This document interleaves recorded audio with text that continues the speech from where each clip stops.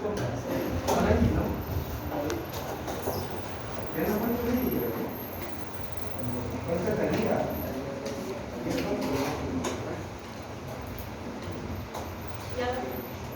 vez solamente van a haber dos exposiciones, el grupo que está, que pasa el grupo de grupo 3.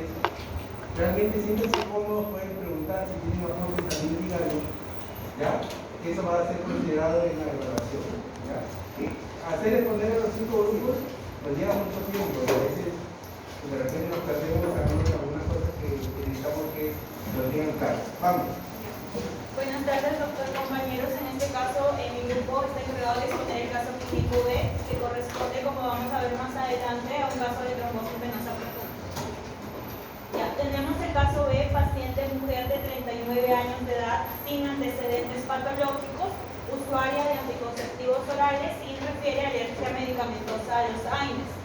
Ayer retornó de Trujillo por vía terrestre y hoy por la mañana acude a la consulta externa, refiriendo dolor en pantorrilla izquierda con aumento del volumen y limitación funcional. Sin embargo, no refiere signos de flogosis. En el examen físico se le encuentra una frecuencia cardíaca de 72 latidos por minuto, una presión arterial de 100/70, una frecuencia respiratoria de 18 por minuto y una saturación de 97% con un PO2 de 21%. Un peso de 72 kilogramos y una talla de 1,62 centímetros, además de que presenta el diámetro de la pantorrilla izquierda, la cual es la afectada, más de 5 centímetros comparado con la otra pierna, la derecha, y además un signo de comas positivo. Bien, en este caso vemos aquí el resumen, los datos en rojo los más importantes, un traslado desde Trujillo por vía terrestre y la alergia medicamentosa a los AINES. En cuanto a su peso, tenemos que la paciente presenta un IMC de 27.4, clasificando como sobrepeso, más no como obesidad. Ahora, ¿por qué la trombosis venosa profunda proximal no hemos considerado como un problema de salud netamente? Porque recordemos que el diagnóstico de esta no solo necesita las características clínicas, sino que además debe ser multifacético, es decir, que debe requerir la evaluación de probabilidad previa, una evaluación de probabilidad que se realiza mediante los criterios de Wells, además de las pruebas diagnósticas objetivas. La más usada es una ecografía Doppler, como vamos a ver más adelante. Entonces, la hemos planteado como un diagnóstico presuntivo. Ahora, lo primero que se debe hacer en esta paciente es identificar los factores predisponentes de TBP, que como encontramos en la guía europea, resultan ser los mismos para la enfermedad tromboembólica venosa, es decir, para TBP como para TBP.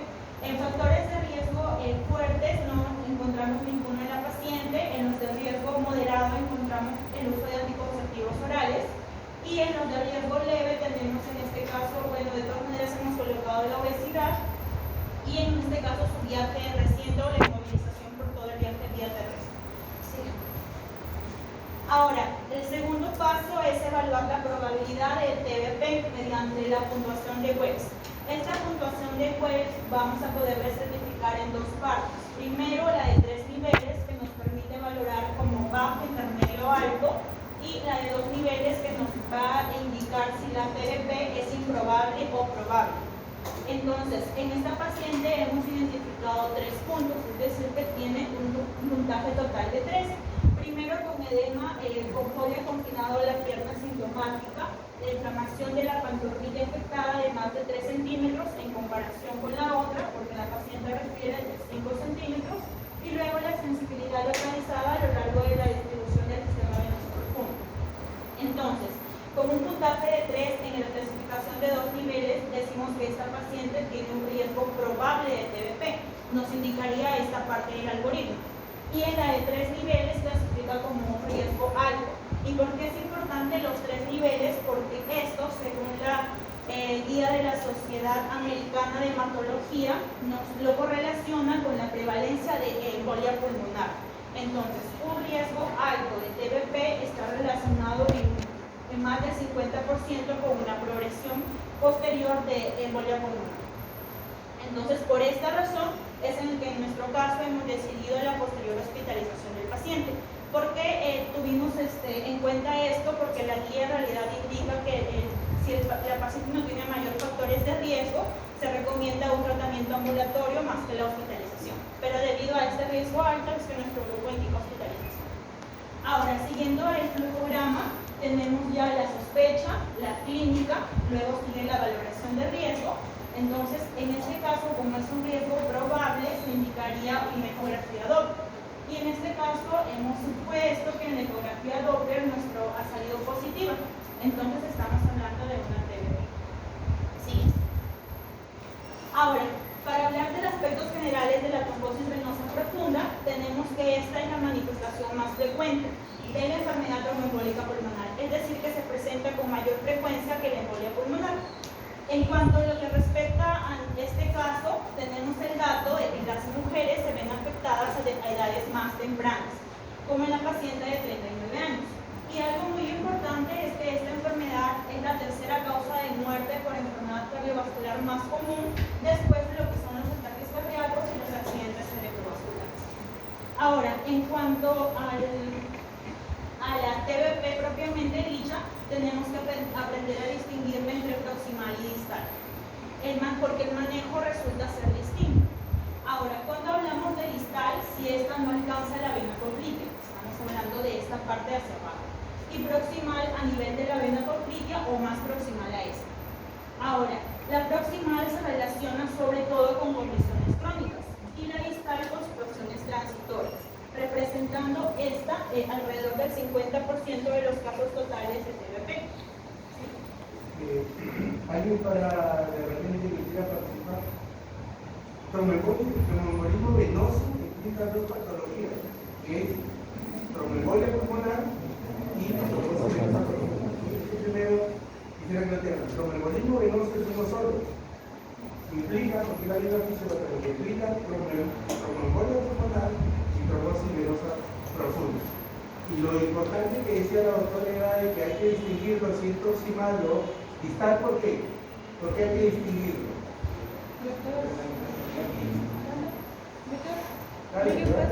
Lo que pasa es que... Nauta, ¿no? Sí. Ya, dime. Lo que pasa es que, de acuerdo a la situación, si es más proximal, hay más riesgo estadísticamente de que se pueda dar trombosis pulmonar. Exactamente. La trombosis venosa proximal, su importancia radica en que es más factible que tengamos un tromboembolismo pulmonar. Muy bien. ¿Alguien otro más? Cristina, ¿que ayude? ¿Está ahí la tía de esto? Sí, la siguiente. Ya. Ahora, en cuanto a la fisiopatología, debemos recordar a la reconocida triada de Bishop, que nos incluye el daño endotelial, la hipercoagulabilidad y la éxtasis venosa. De estos tres se menciona que la éxtasis venosa es la más importante, pero no se puede originar una TBP o una TBP sin ninguno de los dos factores acompañantes. Ahora, dentro de lo que refiere a esta paciente, en un factor de riesgo adquirido para hipercoagulabilidad tenemos al manejo de, en este caso, de los anticonceptivos orales. Y también para conocer otros factores hereditarios tenemos, por ejemplo, mutaciones de la protonina F2021 0A o la deficiencia de proteína C o proteína S, porque recordemos que estos, digamos, que regulan de manera contraria lo que es la cascada de coagulación. Y luego hay factores del daño endotelial, se pueden originar a través de si es un paciente fumador, si es un paciente hipertenso de larga data, por un cateterismo, por una cirugía o por un trauma. ¿Qué es lo que pasa con esta paciente? ¿Qué edad tiene nuestra paciente? 39 años. 39 años. ¿Qué es lo que te parece que ha causado que haya una trombosis venosa profunda? ¿Qué es lo que ha pasado? No solo está en ese grupo. Vamos, puede ser de cualquier otro grupo. De otro grupo, sobre todo, de grupo de los anticonceptivos orales que la paciente toma, ya que las hormonas son propensas, ahí como lo ponen en la hipercoagulabilidad, el embarazo que está relacionado con la progesterona, que aumentaría la hipercoagulabilidad, entonces está relacionado con los anticonceptivos orales que tomaba la paciente. ¿A ti te parece que es La causa más probable es por los anticonceptivos. no tiene nada que ver que haya viajado? Ahí también el viaje es un factor de riesgo, es un viaje largo.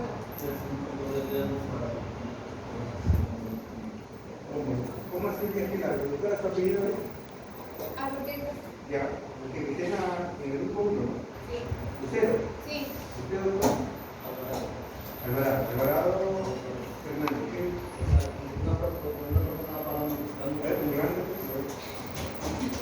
Bueno, nosotros sabemos que el sistema venoso tiene un sistema natural, normal. Entonces, cuando la persona pasa mucho tiempo acostada, sentada, hay, por efecto de la presión, se va a poner el retorno. Entonces, los factores de coagulación se están generando por los factores de los constitutivos orales, entonces eso se está generando una hipercoagulabilidad y malatenosis. Entonces, ¿Cómo crees que ha venido la paciente? ¿Cómo ha venido su posición?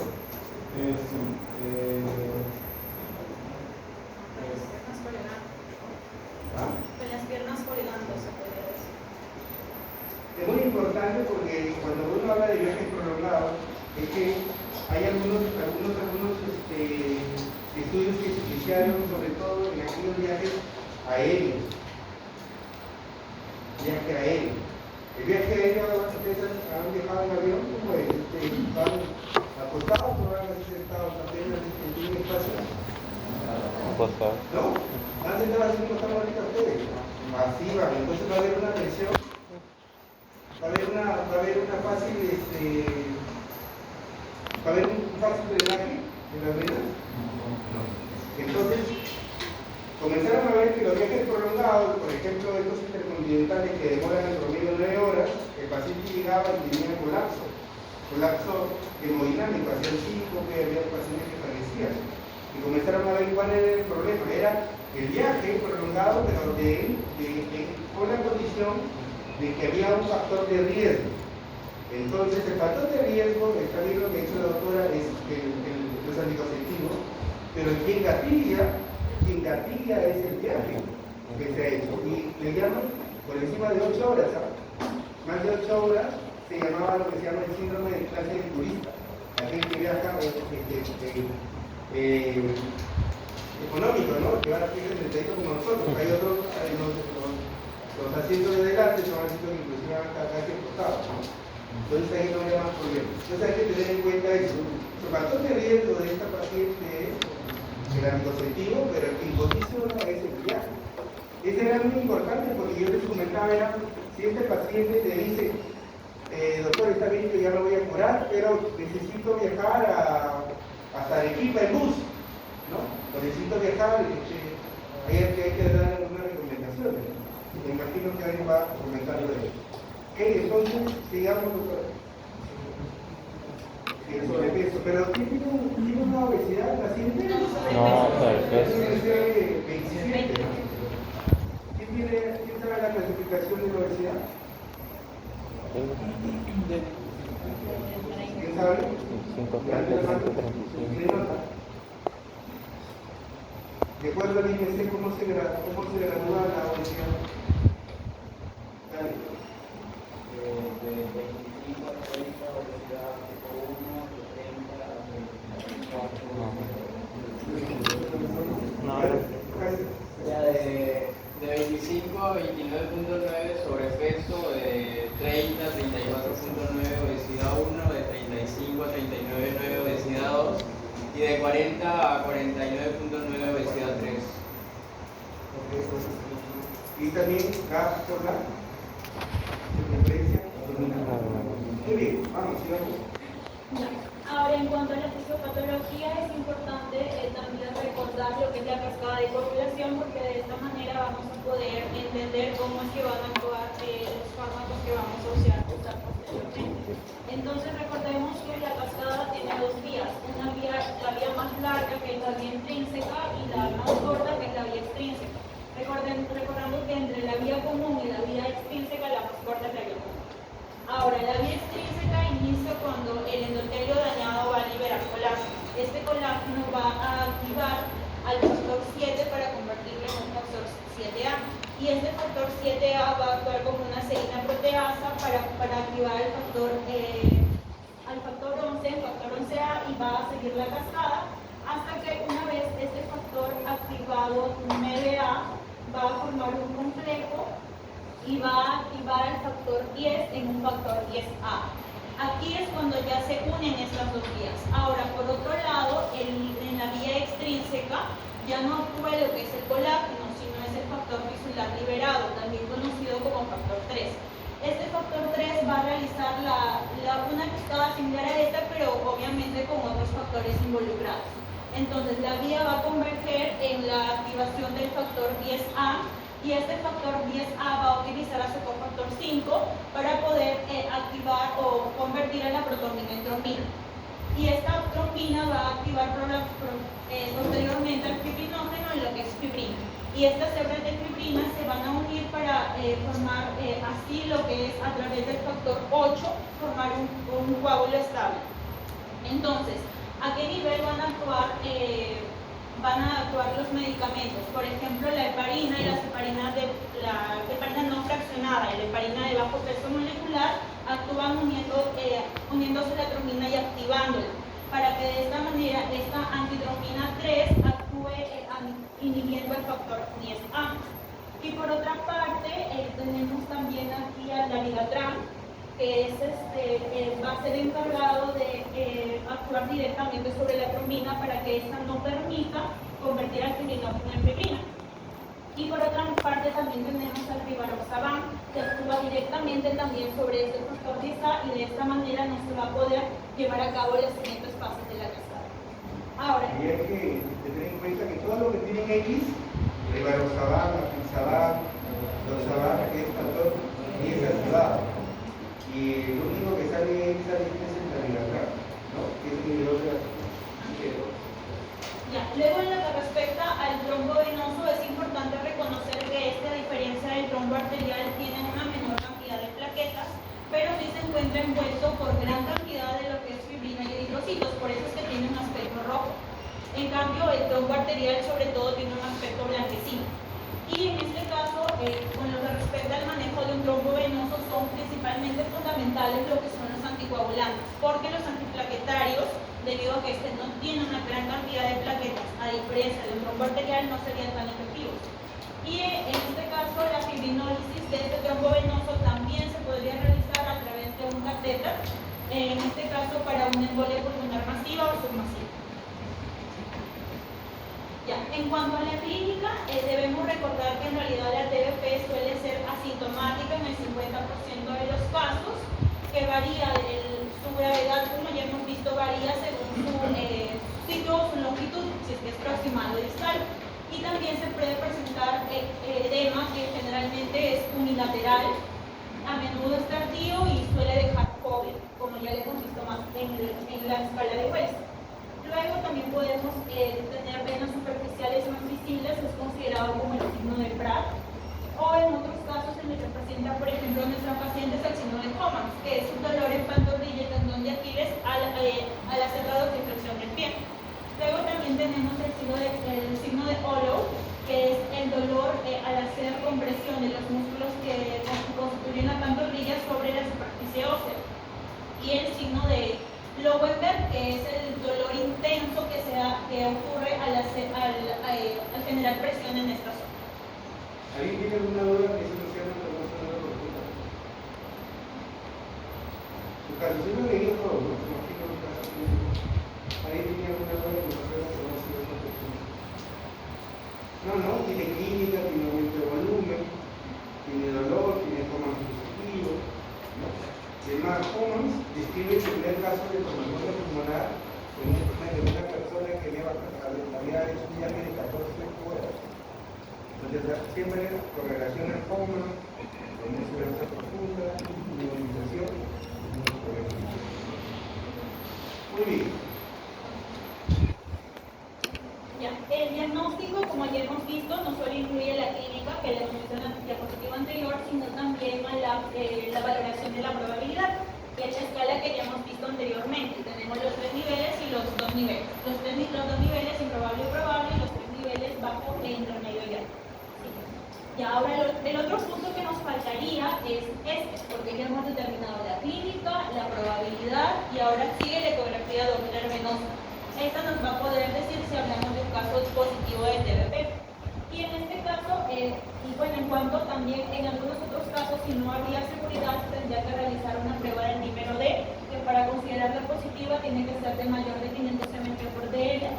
Y en ecografía Doppler, esta es la prueba diagnóstica más utilizada en los casos del DBP y podemos tomar dos técnicas o dos actitudes, como que nos señale. Una de estas, la primera es la exploración que se hace desde toda la red venosa profunda del miembro inferior, es decir, tanto de proximal como distal. Y la segunda es cuando la exploración ya solo es limitada a las venas proximales.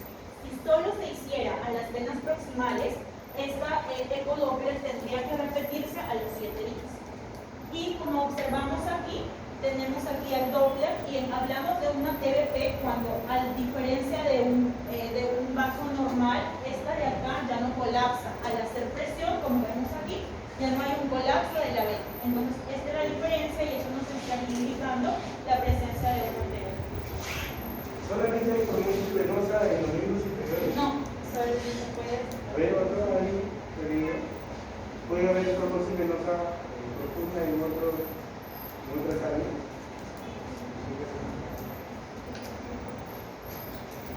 Usualmente siempre nosotros hemos relacionado a trombosis venosa profunda también con cáncer, ¿no? Así como escuché decir que esta trombosis venosa profunda y el TEP se ha convertido en la tercera causa de muerte, no solamente después de la enfermedad cardiovascular, también lo hace con los pacientes con cáncer. O sea, un paciente con cáncer hay que siempre estar vigilando las piernas porque en cualquier momento hace una trombosis.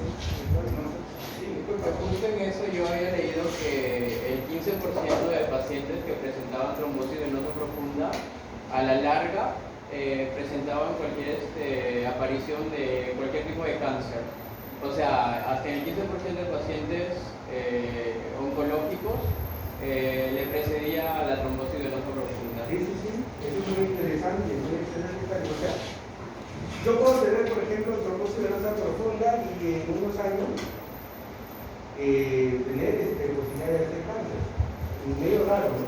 Pero sí se ha visto estadísticamente que comparten, fisiopatológicamente tienen mucho comparten de disfunción endotelial, ¿no? Entonces, a raíz de todo esto, a raíz de que se avanzaba también la medicina y que colocan un catéter para utilizar quimioterapia, que colocan un catéter central para colocar medicamentos, colocan un catéter de zona para hacer mediciones, también se ha visto que los miembros superiores también podría aparecer trombosis venosa. Entonces la trombosis venosa profunda no solamente está en las extremidades inferiores, sino también puede estar en las extremidades superiores, ¿no? A raíz de que el cáncer está sobreviviendo más, se comienza a ver más casos de trombosis venosa profunda de miembros superiores. Entonces, ahí a raíz de eso es que tienen que ustedes ver el límero D y la ecografía. El límero D es una prueba, es un examen que se utiliza, su mayor repente utilidad es tiene bastante valor predictivo Negativo. negativo, valor predictivo negativo, porque si sale normal, lo más probable es que no tenga Nada. trombosis. Lo más probable es que no tenga exactamente. Dale. El dinero de a partir de mayores de 50 años se debe de ajustar, multiplicando el 10 por la edad del paciente para considerarlo esto. Porque como mencionó la compañera cuando el número de es mayor de 500, ¿no? Pero mayores de 50 años se debe de hacer un ajuste a multiplicar la edad del paciente. A medida que avanzamos de edad, avanza también el número.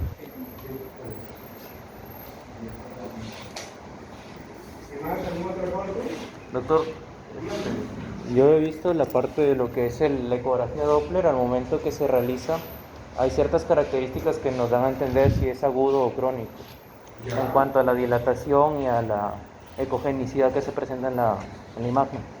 Por ejemplo, cuando es agudo se presenta una mayor dilatación y una imagen más hipoecogénica que cuando es una trombosis venosa profunda crónica. ¿A ti te preguntaba para que... Sí.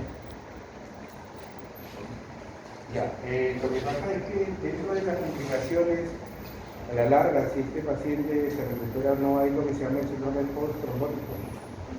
El síndrome post-trombótico, me imagino que se refiere Eso cuando uno le da la medicación, se supone que tiene que haber una, ya no está el coágulo, ¿no? Tú vas, le citas en 15 días, y ahí todavía está el coágulo, todavía está el coágulo, todavía sigue matizándote. Y pasan los meses y en agosto todavía hay residuos, todavía hay carga del trombo. Eso no es un síndrome de trombosis. O sea, la idea del estudio de la trombosis venosa profunda es que no vaya tromboembolia pulmonar. Y si es que no va a tromboembolia pulmonar, ¿no? Y si es que va a tromboembolia pulmonar, esta no genere una hipertensión pulmonar crónica. Dentro de la hipertensión pulmonar crónica hay un sector que es debido a que un trombo se fue a la arteria pulmonar y se quedó bastante tiempo, y con el tiempo genera una hipertensión pulmonar en el vacío, ¿no? Y el síndrome postraumático. Entonces, las dos entidades hacen para evitar la hipertensión pulmonar crónica y el síndrome postraumático. Parece que hay que hacer un diagnóstico temprano, ¿no? Con las características que dice el doctor, ¿no? Vamos. ¿Vamos?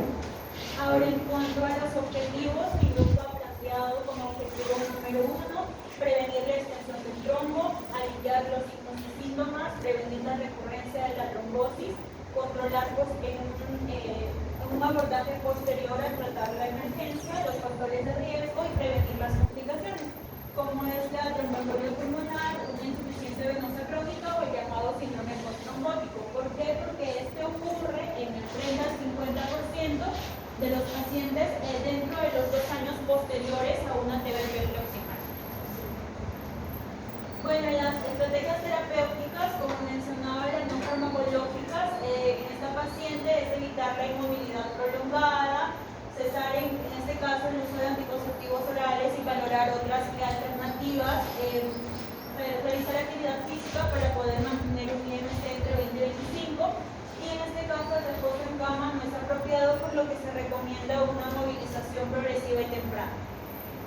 Esto es importante porque inicialmente hace tiempo un médico veía que estaba hinchadota la pierna y le decía: señora, usted a partir de ahora reposo total y 15 días recién se levanta. Han visto que esto no es así, que tiene que haber más bien una movilización. Ellos lo hacían por el miedo de que se vaya a soltar un trombo, lo cual no pasaba. Ya, y lo otro es evitar la inmovilidad de tiempo prolongado. O sea, a esta señora le vamos a decir que ya no viaje. A esta paciente le van a decir que ya no viaje. ¿Sí? ¿Ustedes qué le harían? A ver, más o menos, ¿qué han reunido?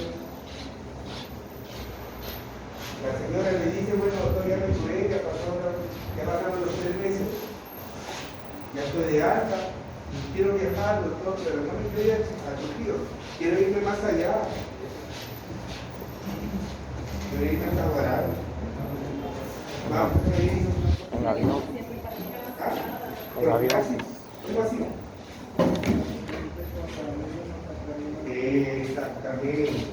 Ese paciente, cada vez que hace una infección de la compleja, se le nota arriba de dolor. ¿Puedes estar así, no? ¿Sí, doctor? Ya, muy bien. ¿Qué grupo es usted? 3. Ya, sigamos. Profilaxis mecánica también, muy bien, muy bien. Voy a verlo, pero lo más importante es que se coloque la mascarilla. ¿Han leído todos esos, no? ¿Sí? Bueno, si no ya lo sabe, tiene que ir a enoxaparina, una dosis. Ya. ¿Vamos? Ahora, en cuanto a lo que respecta a las estrategias farmacológicas, el tratamiento de una TBP se divide en 3 fases. Tenemos a la fase aguda, que debe durar entre 5 y 21 días de acudida a la paciente de emergencia. El tratamiento primario, que tiene un mínimo de 3 a 6 meses, y una prevención secundaria que, según la valoración, puede ser indefinida, pero generalmente esta resulta ser planificada.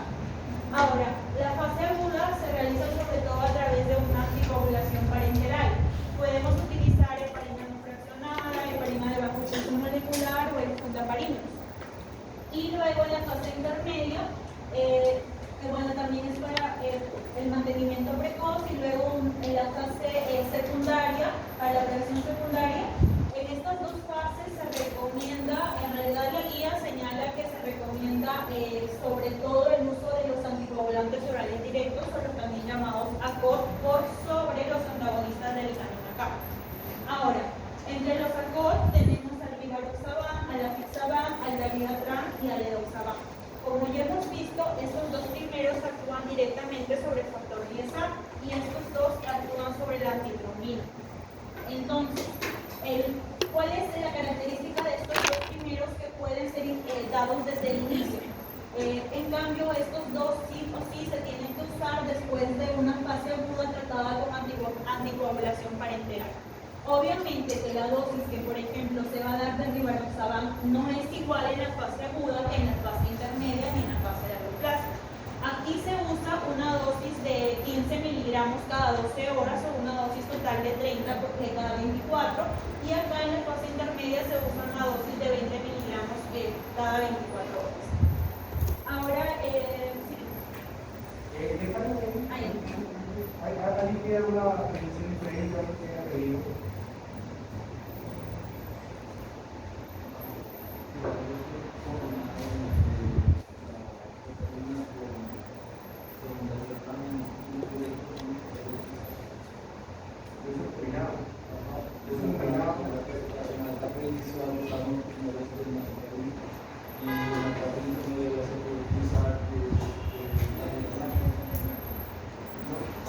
Sí, está bien. Sí le entendieron a lo que quiso decir su compañero, ¿no? A ver, no. Adelante.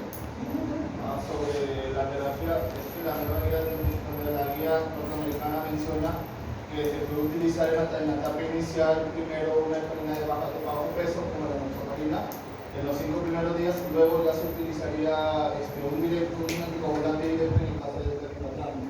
Es una terapia opcional. Claro, tengan en cuenta que hay un trombo, ¿no? Hay un trombo que se quiere ir al pulmón, ¿no? Que quiere viajar por la vena acá, de ahí ir a la aurícula derecha, al músculo derecho, a la arteria pulmonar y colocarse ahí. Ese es el gran riesgo de la trombosis venosa profunda. Entonces tú tienes que darle dosis de ataque. Hay que tratar en lo posible de dar medicación parenteral. Entonces, no sé si usted tiene alguna reflexión de ese modelo que está aquí arriba. ¿Qué es lo que harían ustedes? ¿Qué han planteado? Ya empieza a trabajar de partida. Grupo 1, grupo 2. ¿Hay el grupo 2? ¿Y la parte igual? Está bien. Bueno, estoy de acuerdo con en primer instante, pues hemos leído que la pena de la proceso molecular, porque está funcionando muy bien también acá, se considera como primera línea expresora de enoxaparina porque la facilidad de administración parenteral, porque no requiere ajuste de dosis, pero hemos decidido rivaroxaban porque había un ensayo del programa que había comparado, bueno, había dos situaciones, habían comparado lo que era rivaroxaban versus enoxaparina con el antagonista de la vitamina K para lo que es una TBC aguda, y la segunda situación lo que era rivaroxaban versus placebo para lo que era una trombosis venosa profunda pero recurrente. Y se había demostrado en la primera situación que rivaroxaban en dosis como terapia estándar en comparación con la otra pues era igual de segura y eficaz, y en la segunda situación pues se había comprobado que disminuía la tasa de recurrencia y también tenía un riesgo de hemorragia aceptable, y por eso que habíamos decidido con lo que es rivaroxaban. Pero también la situación económica del paciente tendríamos que evaluar. La eficacia se refiere a limpiar, a disolver el trombo, ¿no?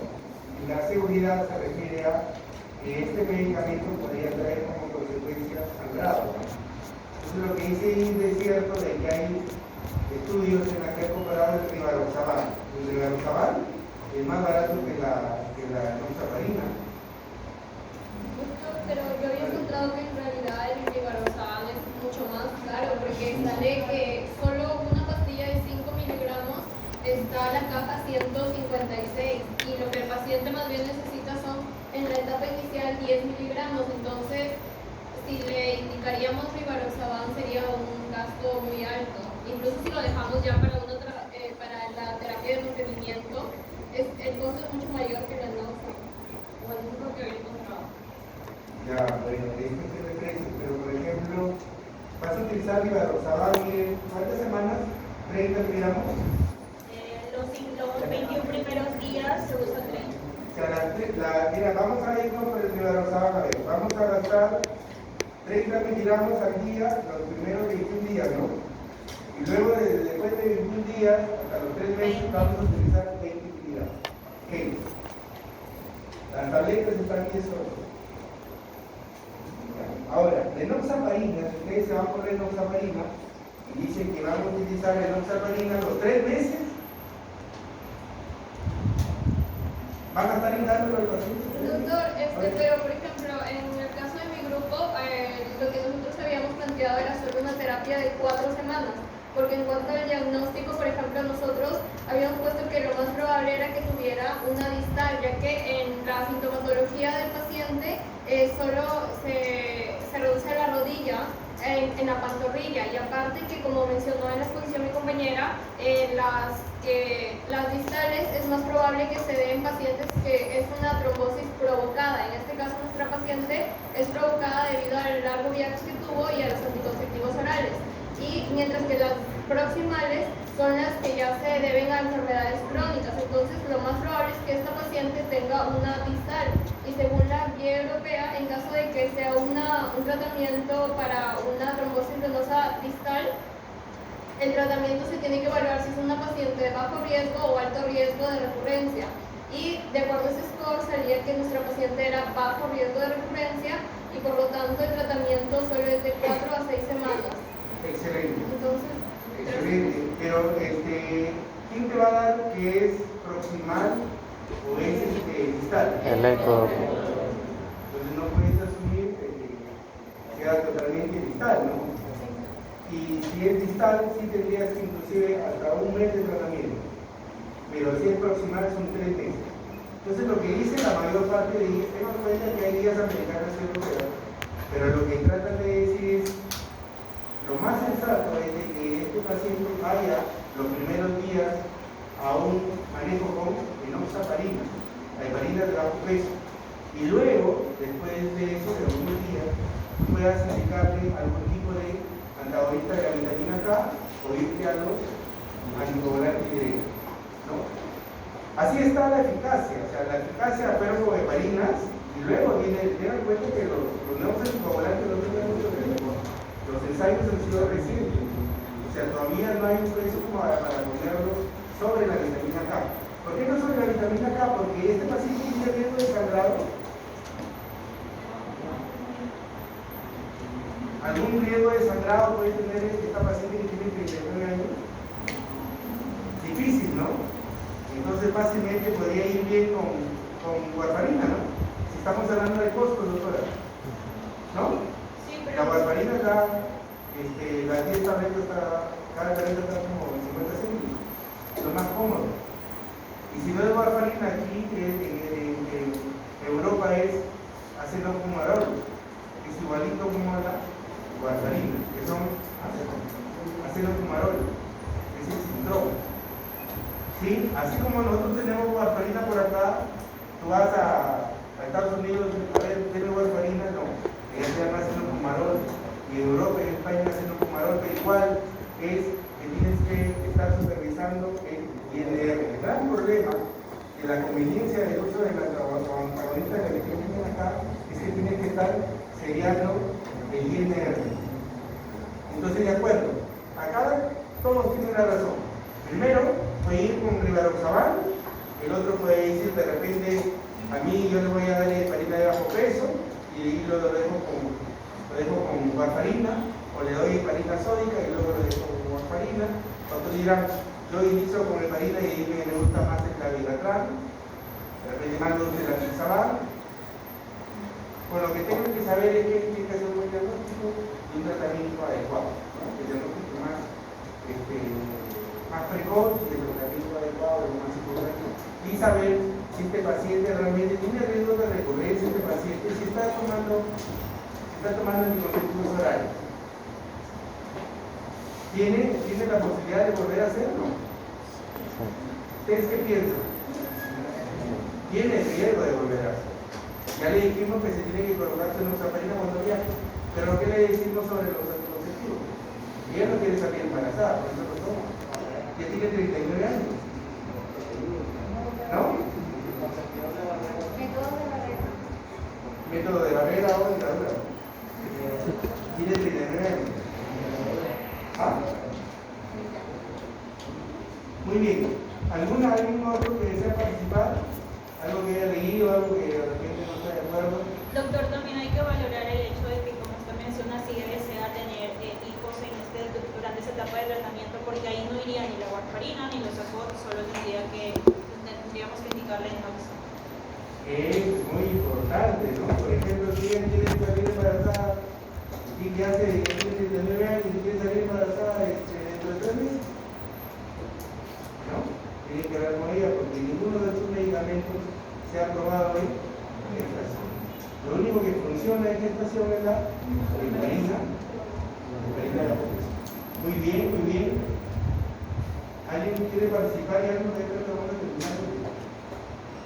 ¿Seguimos? Hay pocos por nota.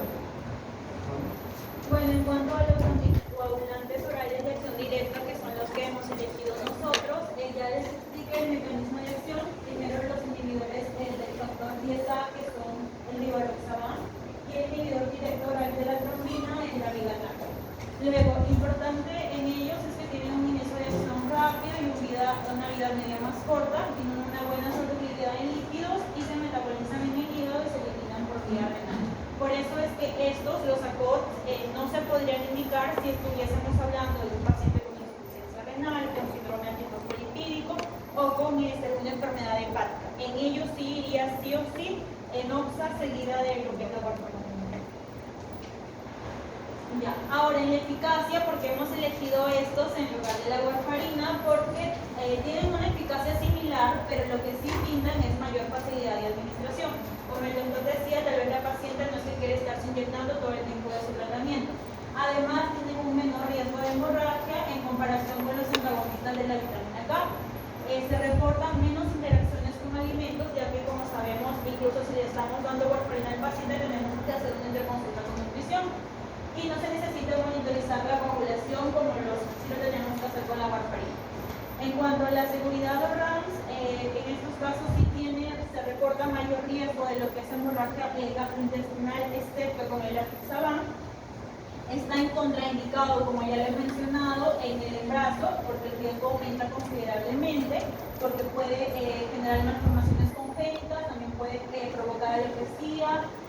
La RAMS más temida es la necrosis cutánea, y en pacientes valvulares que tengan una válvula mecánica y que necesiten ser anticoagulados no están indicados.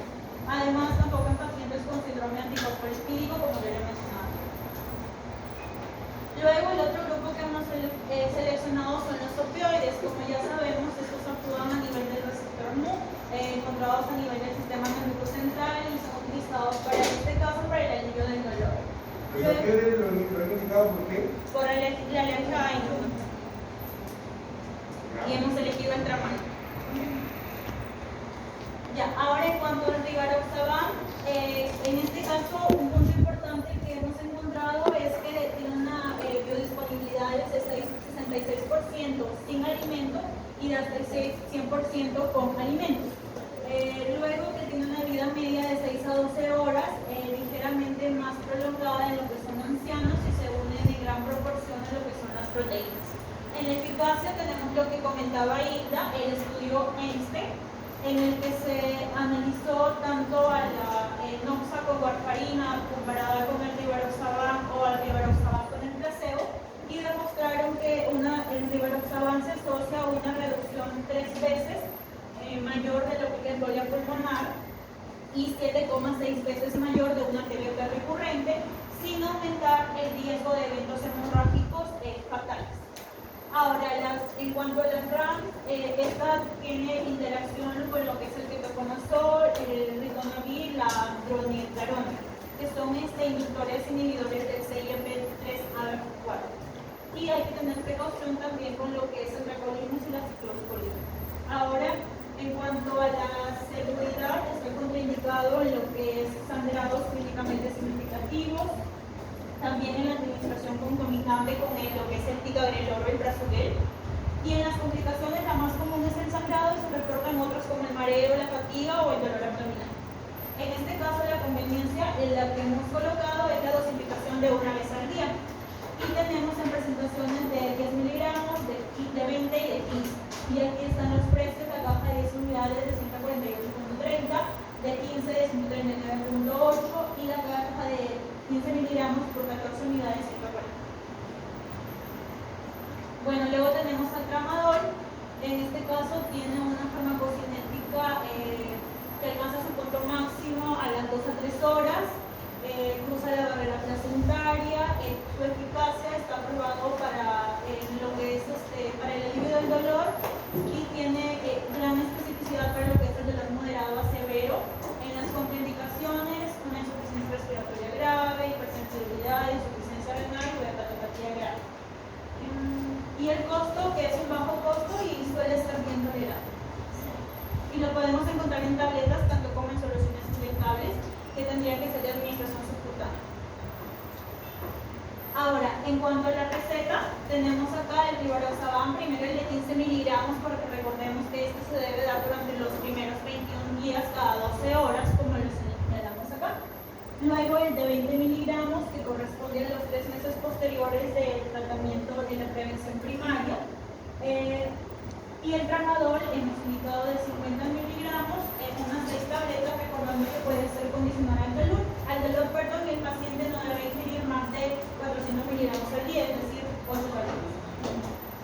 Luego el tratamiento durante la fase intermedia, como lo mencioné, el rivaroxaban de 20, iniciar el día 22 de tratamiento, una vez al día en las mañanas junto con el desayuno, y en caso de presentar alguno de los siguientes síntomas, como el mencionado, sangrado, mareo, dolor abdominal, náuseas, consultar con el médico. Y hemos solicitado una interconsulta con ginecobstetricia para la evaluación de su método anticonceptivo y un ecodoppler de seguimiento, considerando que se ha realizado en la segunda técnica, es decir, que solo se ha valorado la región proximal en 7 días, y la próxima cita le hemos dado para el día 23, o sea, en una semana. Muy bien, muy bien. ¿Alguien tiene alguna otra forma de cómo lo abordaron el grupo?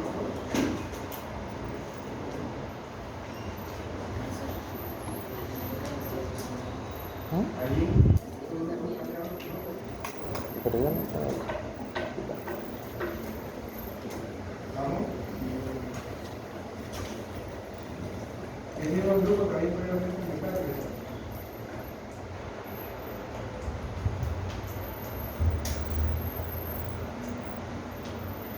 Estamos de acuerdo en trombosis venosa profunda, la fisiopatología, la forma como lo valores desde el punto de vista de imágenes y la posibilidad de diagnóstica que tiene esos varios. Y las precauciones, los factores de riesgo a tener en cuenta, vamos a ir una palabra de cáncer, pero lumbar, también hay cirugías ortopédicas, que también son factores de riesgo importantes. Claro, y en este caso, importante en una paciente que da fértil, el uso de medicamentos, o de repente tener por ahí la posibilidad de decirle a la paciente que va a recibir estos nuevos anticoagulantes o warfarina, no se podría embarazar mientras esté recibiendo su tratamiento. Definitivamente la disposición oral sería el factor de riesgo más importante, de algún tipo de método, ¿no? Ya como ustedes han hecho de barrera o de cuidadora, ¿no? Y bueno, y en el caso de que utilicen esa herramienta de la medicina acá, se dan cuenta que este paciente tiene que tener un CMR adecuado, ¿no? En el tiempo, para que sea efectivo su tratamiento. Entonces, el grupo 5, por favor, pase a poner.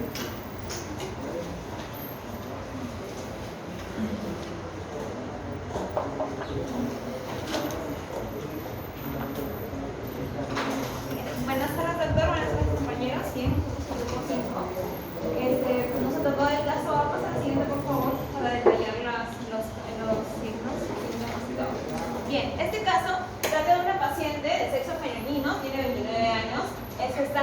4 semanas y embarazo gemelar in vitro. Y ya ha presentado 3 abortos espontáneos. Ante los síntomas, esta paciente menciona que hace una semana tuvo edema en miembros inferiores y también hace 2 días presentó calambres en pantorrilla derecha. Hace 1 hora presentó dolor torácico intenso y sensación de falta de aire.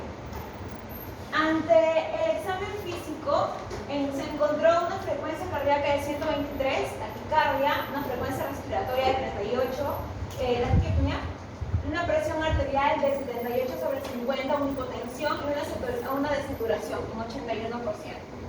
En la ecocardiografía se encontró un aumento en el diámetro telediastólico del ventrículo derecho, también una desviación del septum a la izquierda, la vena cava inferior rectificada y signo de McCormick. Y en el laboratorio el dímero D se muestra insuficiente. Bien, en los problemas de salud, nosotros colocamos 3. La trombosis venosa profunda, la tromboembolia pulmonar y el shock obstructivo. El shock obstructivo porque vemos que nuestra paciente llega hipotensa, llega con tos, llega con la frecuencia cardíaca elevada y todos los síntomas, ¿verdad?, de shock obstructivo. Y vemos que en la sintomatología esta paciente ya ha presentado inflamación, edema, calor, que son síntomas de trombosis venosa profunda. Ahora, nosotros analizamos el caso y pensamos de que la tromboembolia pulmonar, que se le observa más adelante y vamos a detallarlo, fue ocasionado por una trombosis venosa profunda. Ahora, seguimos. En la trombosis venosa profunda muestra ya la sintomatología que nuestra paciente tiene. Los signos importantes, pero poco específicos, son el signo de Hoffmann, el signo de Olon y el signo de Brax, que ya mi compañero los ha mencionado muy claramente. Sin embargo, que estos no se encuentran detallados dentro de la historia. Ahora, para poder observar si es que presenta o no presenta, si es probable o improbable la trombosis venosa profunda, es el score de Wells, en el cual se va a ver, pues si es improbable, se va a pedir un dímero D, y si es probable, se va a pedir un ultrasonido Doppler. Siguiente, por favor. En el ultrasonido Doppler, ¿qué es lo que vamos a observar? Vamos a observar que a la compresión del transductor no haya una compresión de la vena. Cuando no se encuentra la compresión de la vena, quiere decir que aquí hay un trombo. Y por lo tanto, pues hay una obstrucción. Entonces, lo podemos confirmar como tromboembolismo, trombosis venosa profunda. Bien, entonces aquí se mencionó todo el algoritmo que les acabamos de mencionar, y dentro de las complicaciones de la trombosis venosa profunda se encuentra el síndrome postrombótico, la tromboembolia pulmonar y el embolismo paradójico. Entonces resaltamos aquí la tromboembolia pulmonar porque vemos que nuestra paciente, siguiente por favor, pues tiene embolia pulmonar. ¿Qué es la embolia? ¿Qué se considera embolismo paradójico? Entonces, por favor, hemos visto que si no me encuentra como trombótico es el dolor, la movilización, el paciente que tenga con edema crónico, ¿no? Que todavía sigue la obstrucción a nivel de un trombo ahí que no ha resuelto, pero el embolismo paradójico, alguien, dale. Es cuando se genera un émbolo, o sea, un émbolo de una trombosis venosa profunda viaja al pulmón, al corazón derecho, perdón, y del corazón derecho por alguna cardiopatía congénita, por ejemplo, comunicación interauricular o interventricular, pasa la circulación del ventrículo izquierdo y hace un embolismo arterial periférico. Bueno. Es que cualquier trombo de la circulación derecha que en lugar de ir al pulmón, ¿no?, se pasa por algún agujero, por algún cortocircuito, por un foramen oval, por un CGA, por un CIB, pasa este trombo hacia la circulación izquierda. Y a la circulación izquierda puede ir a cualquier lado, ¿no? Puede haber una trombosis visceral, de repente una trombosis renal, de repente una trombosis periférica, o de repente un cerebral. Eso se llama embolismo paradójico. ¿Okay? Pero tiene que tener como criterio que tiene que tener un cortocircuito del lado derecho y del lado izquierdo. ¿No? Siguiente.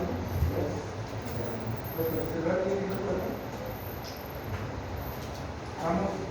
Bien, entonces continúo. ¿Por qué se ¿Están atentos todos? ¿No tienen que estar atentos?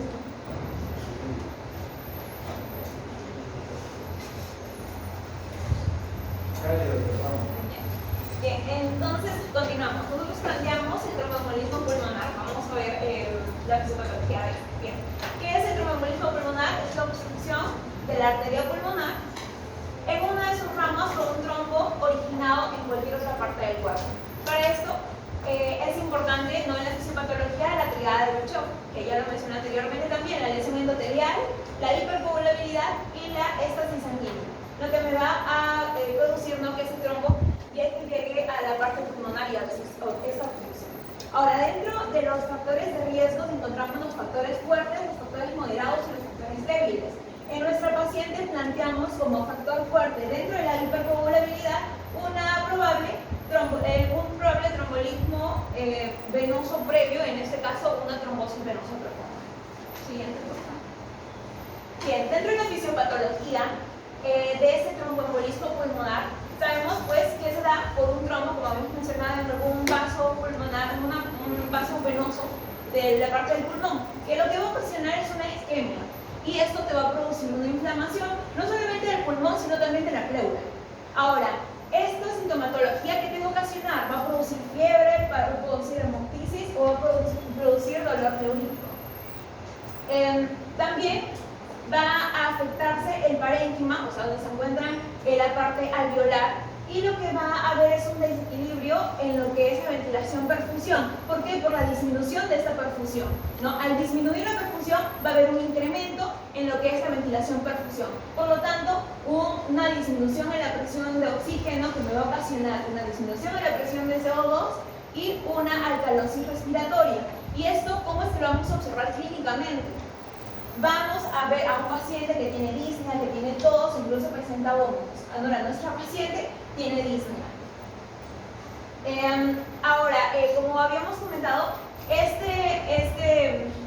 también presenta otra complicación, que es a nivel de la parte coronaria. ¿Qué es lo que va a ocasionar esta obstrucción? Un aumento de presión. Y ese aumento de presión va a ocasionar una taquicardia, va a ocasionar anormalidades electrocardiográficas. Y me va a producir un shock. Y nuestra paciente pues llega con shock. Siguiente, por favor. A ver, alguien ahí que refuerce la idea para estar más claro. Estamos viendo, ¿no? A ver, ahí. ¿La paciente cómo está? ¿La presión arterial cuánto estaba? A ver. No. Es el 75-50, la presión arterial. Los chicos que son de su mismo grupo, el grupo que le toca. ¿Cuánto está la presión que está haciendo? 75-50. O sea que la paciente está en shock, ¿no? De acuerdo. ¿Cuánto está la saturación? ¿Cuánto? 81%. Entonces, la paciente tiene lo que nos dice la doctora, que hay una hipoxia, ¿no? Hay una hipoxemia, porque se supone que no hay perfusión. El trombo está provocando una obstrucción y todo lo que signifique para donde iba esa arteria pulmonar, toda esa zona está oligoémica, ¿no? ¿Sí? O sea, no hay perfusión. Hay aire, pero no hay continuo intercambio oxígeno. Por eso es que el paciente cae en la oxigenación. Entonces está durmiendo, ¿no? ¿Estás con nosotros? Entonces va a caer la saturación, va a haber shock. Inclusive lo que ella decía sobre la perfusión coronaria es que en el lado derecho, aquí en el ventrículo derecho, ¿no?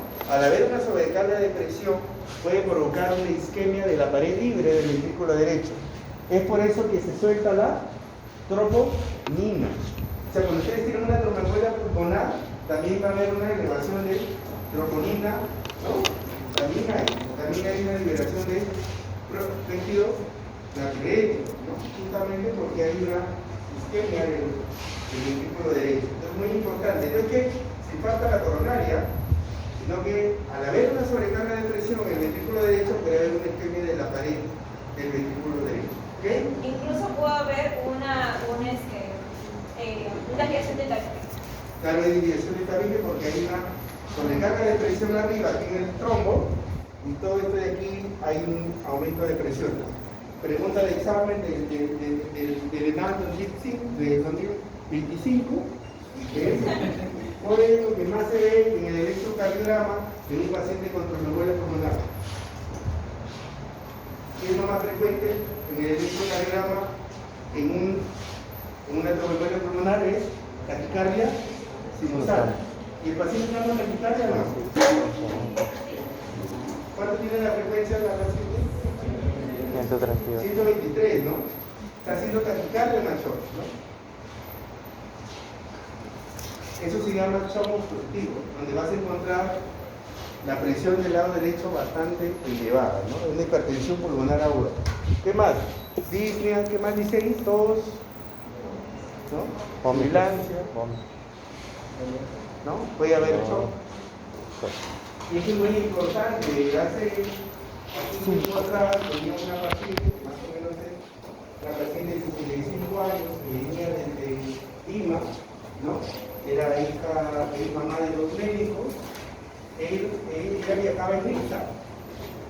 IPSA, si ustedes se acuerdan, ¿dónde está el paradero de IPSA? Estaba en el mercado, ¿no? Entonces más rápido era que venga Cayetano, más rápido era Real.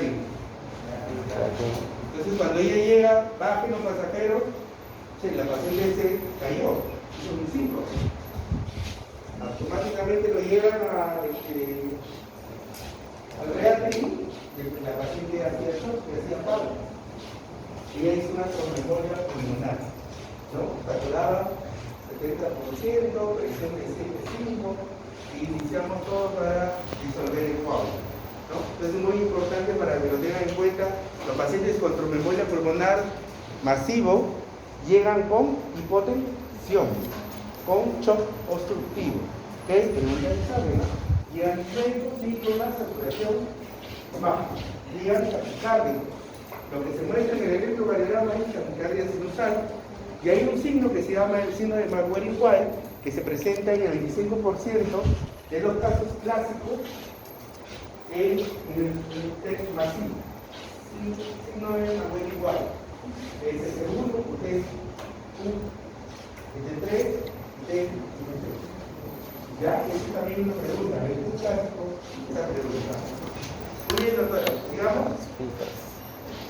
Ahí Bien, está. entonces dentro de las pruebas complementarias vamos a pedir lo que es el electrocardiograma, donde la hallazgo más común que había mencionado el doctor es la taquicardia sinusal, la radiografía de tórax para descartar otras causas de disnea y los fases arteriales para poder demostrar la presencia de hipoxemia, ¿no? Como por ejemplo podemos ver aquí algunos datos de unos fases arteriales anormales. En este caso va a haber alcalemia, calosis respiratoria no compensada, va a haber hipoxemia, trastorno leve del oxígeno y gradiente alveolar elevado, supositivo de trastorno pulmonar. Y la pulsoximetría, como había mencionado, pues la saturación va a estar bastante baja. Ustedes llevaron fisiopatología el año pasado, ¿no? Hay 5 causas de hipoxemia. Esta es una de ellas que es desequilibrio, ventilación, perfusión. Ok, no hay perfusión en este caso. Dale. Y entonces el abordaje diagnóstico de esta paciente. Si nos llega un paciente que tiene las manifestaciones clínicas de un tromboembolismo pulmonar, pues ¿qué vamos a hacer? Vamos a evaluar si esta paciente llega estable o llega inestable. En nuestro caso, pues como sabemos, esta paciente llega inestable porque llega con las características de shock obstructivo. Entonces, si es que llega inestable, es lo que vamos a realizar ecocardiografía, evaluando si es que hay una disfunción en el ventrículo derecho, lo cual sí presenta a nuestro paciente. Y también, si es que la ecografía sale positivo, realizar una angiocardia inmediato. Sin embargo, muchos de los hospitales no presentan angiocardia inmediato, así que si es que el ecocardiograma sale positivo, entonces hay que tratar como si fuera una. Con respecto a los signos ecocardiográficos, se van a encontrar esos signos ecocardiográficos anormales, como es un agrandamiento en lo que es el ventrículo derecho, en el eje largo, y también vamos a encontrar el ventrículo derecho dilatado. Y también vamos a encontrar, pues como había mencionado el doctor, un agrandamiento del tabique. Y nuestra paciente pues presenta el aumento del diámetro, ya sistólico del ventrículo derecho, la desviación del septum a la izquierda, que es un característico, y la vena cava inferior rectificada y el ciclo de McCormick positivo. Entonces todo eso está sugestivo a que nuestro paciente pues, sí presenta lo que es un antes. Siguiente, por favor. Ahí nomás le pregunto. Ahora. ¿El ventrículo derecho cuánto de presión sistólica tiene? 3 puntos. ¿El ventrículo izquierdo cuánto de presión sistólica tiene? La presión sistólica del ventrículo izquierdo es igual a la presión sistólica de la arteria periférica. ¿Cuánto es? 120, ¿no? 100, 110, 120. ¿No? Entonces el ventrículo en sístole, soporta hasta 110, 120. Ese es el lado izquierdo. Por eso que es más grueso el ventrículo izquierdo. Por eso mide 10 milímetros. Pero el ventrículo derecho no soporta esas presiones. Las presiones en el lado derecho, ¿cuántos son? Sí, con mucho. 25, entre 20 a 30 milímetros. Entonces su pared es bastante delgada. Su pared es 3 milímetros. Entonces cuando viene la presión pulmonar de un momento a otro, abruptamente agudo, lo que hace es se dilata. ¿No? Se dilata el ventrículo derecho porque no está acostumbrado, su pared es muy delgadita para soportar tremenda presión, sobre todo un coágulo enclavado en la arteria pulmonar. Entonces lo que va a provocar es que se dilata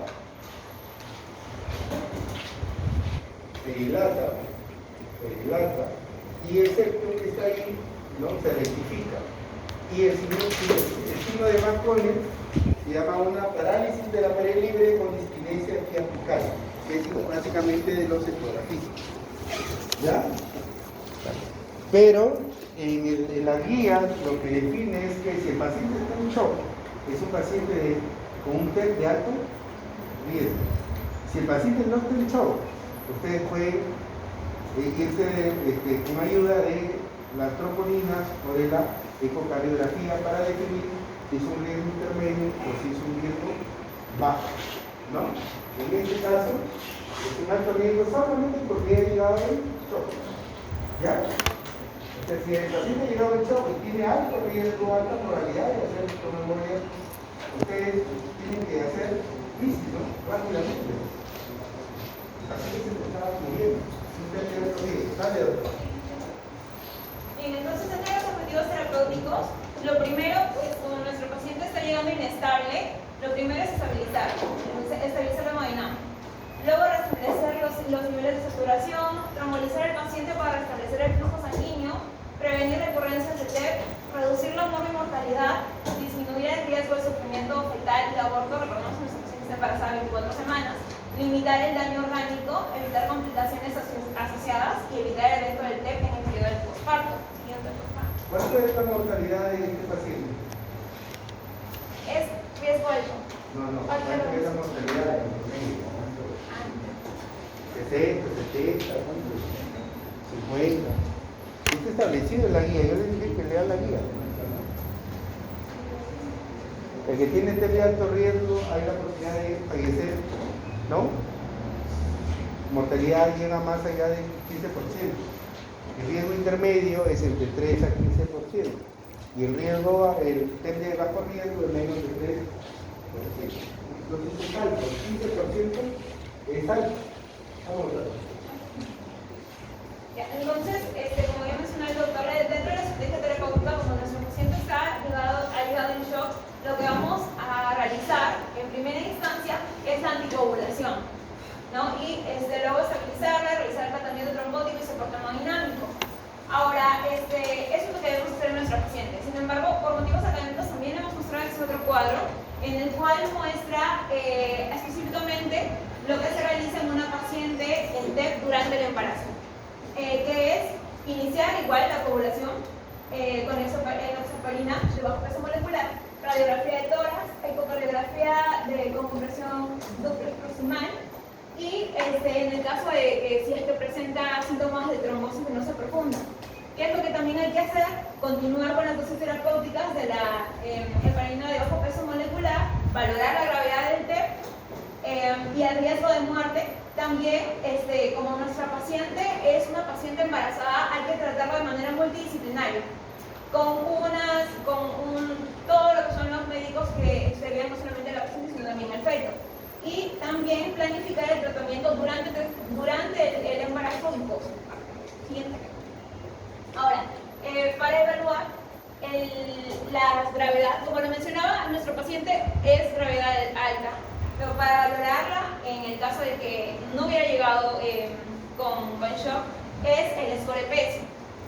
¿Cómo evaluamos eso? Hay una serie de criterios en el cual pues, nuestra paciente presenta criterios elevados en lo que es el AG, el pulso, la presión sistólica, la respiración y la saturación, dando en la escala de PESI un puntaje de 106 a 125 y colocándolo en clase 4. Siguiente, por favor.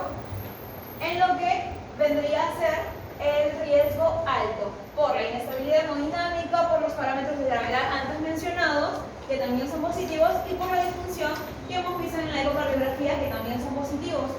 Y aunque no presenta triponinas, pues ya tiene tres positivos, por lo tanto podemos confirmar que son riesgo alto. Siguiente. Ahora, para ver ya las estrategias terapéuticas, vemos primero las no farmacológicas, donde vamos a evaluar el ABC, el soporte hemodinámico, el soporte respiratorio, controlar las funciones vitales con un monitor multiparamétrico y, por supuesto, el monitoreo fetal. También vamos a solicitar el número de lactato sérico, solicitar una ecodoppler para miembros inferiores. Recordemos que nuestro paciente ha llegado y todavía no ha entregado ecodoppler. Solicitar el angiotec en el caso de que en el centro de salud hubiera angiotec. Evaluar enzimas cardíacas, evaluar el perfil de coagulación, el tratamiento de reperfusión y soporte hemodinámico. Siguiente, por favor. Ahora, dentro de las terapias farmacológicas, un paciente ya con TEP, lo que sí o sí se va a hacer primero es la anticoagulación, ¿no? La guía presenta que eso es lo que se debe hacer y lo siguiente, como nuestro paciente es una paciente de alto riesgo, vamos a realizar e iniciar la trombólisis. Ahora, recordemos que la trombólisis, si fuera un paciente de riesgo intermedio, tendríamos que no se hace trombólisis al menos de que ese paciente sea inestable. Y si es riesgo bajo, pues definitivamente no se hace trombólisis. Y por último, administrar cristalinas. Siguiente, por favor. Exactamente, así como dice la doctora, si es de alto riesgo, se tromboliza. Si nunca tiene una clasificación, se tromboliza. Si es un de bajo riesgo, solamente la anticoagulación. La duda está en el de riesgo intermedio. Entonces ahí lo dejan a veces al criterio médico, la posibilidad de trombolización. Esa es la... Mi compañero va a continuar con la siguiente. ¿Compañero? Sí, el Rayo. ¿Cuál es tu apellido, doctora? Vázquez, Rita Vázquez.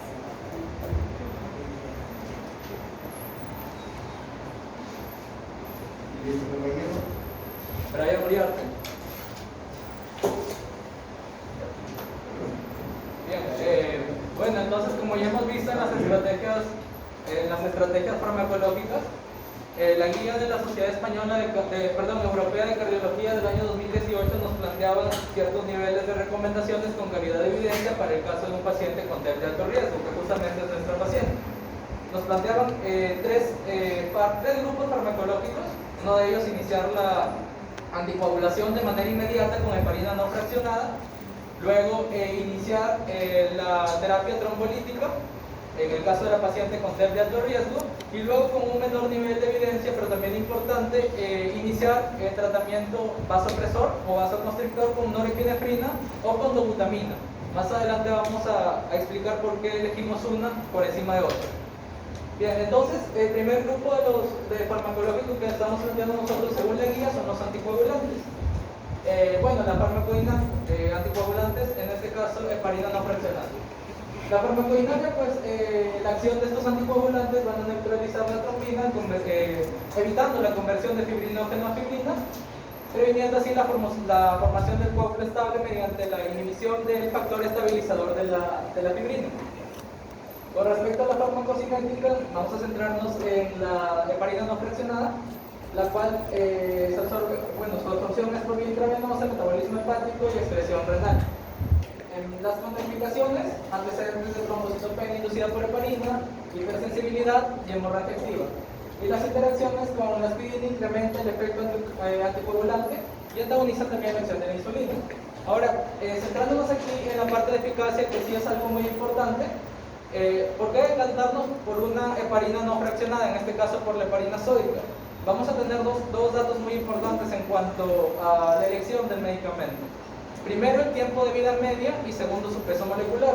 Más adelante voy a explicar más a detalle eso, pero para dar un avance en esta parte, la heparina sódica, como ya les estoy mencionando, debido a su alto peso molecular, no va a atravesar la placenta. Y la evidencia disponible es que no se ha indicado ningún efecto dañino en el feto, justamente por esta acción de su alto peso molecular que no atraviesa la placenta. También no se excreta con la leche materna, pues también debido a su alto peso molecular. Justamente estamos planteando esto por el dato de que la paciente es una paciente con un embarazo gemelar de 24 semanas. Reacciones adversas, hemorragia, malestar estomacal, osteoporosis si es por uso prolongado y trombocitopenia. Bien, también el segundo grupo que nos plantea la guía es la terapia con los fibrinolíticos.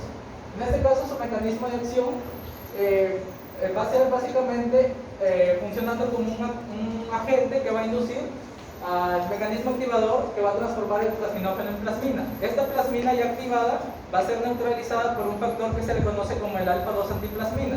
Este factor lo que va a hacer es reaccionar o interactuar con los productos propios de la hemólisis, que son los factores de coagulación, el factor de von Willebrand y el fibrinógeno. Ahora nos vamos a centrar aquí en el fibrinógeno.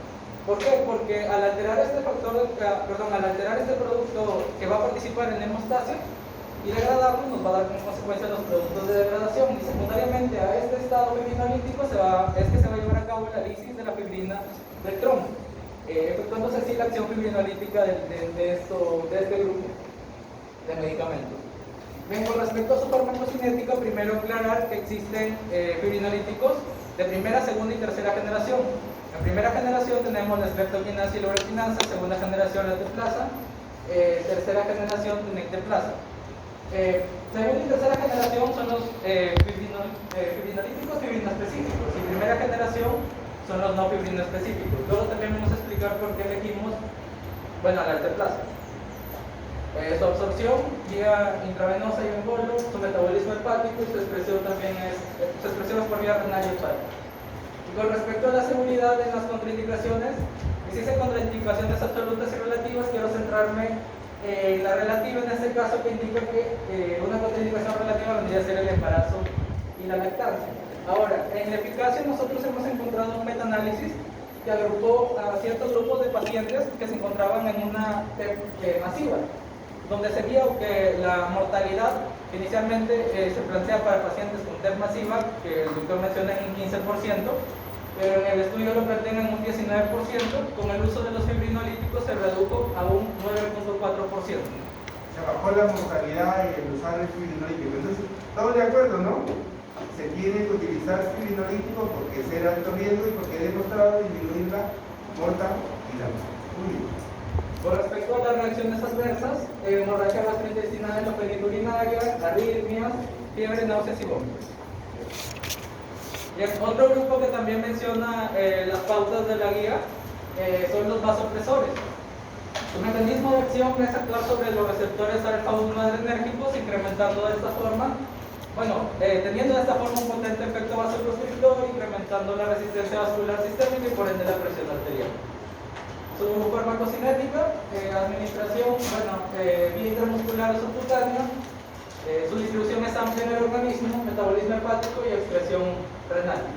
Con respecto a las contraindicaciones, indican úlceras en pacientes ancianos y cuando hay reacciones de hipersensibilidad a este grupo.